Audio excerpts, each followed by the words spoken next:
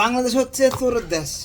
কথাটা আরেকটু ক্লিয়ার করে যদি বলি, ইন্ডিয়া থেকে এক ভাই আসছে, সঙ্গে বলছিলেন যে ভাই আমার জন্য কিছু জিনিস নিয়ে আসেন যেটা আমাকে এখানে পাওয়া যায় না। তারপরে উনি এমন এমন জিনিস নিয়ে আসছে যেগুলো এখানে পাওয়া যায় কিন্তু তুলনামূলক অনেক কম দামে উনি এই জিনিসগুলো আনছে।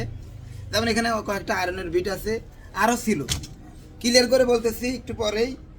এখানে দেখতে পাচ্ছেন এখানে F64 একটা সকেট, যেটা ভার্সন 2 আমরা জানি। এরপরে হচ্ছে কিছু আইসি আছে, দেখতে পাচ্ছেন আইসি। এই আইসি মাত্র এখানে দেখেন মাত্র শুধুমাত্র 2 পিস করে নিছে। তো 2 পিস করে নিছে, কয়েকটা আইসি আছে এখানে।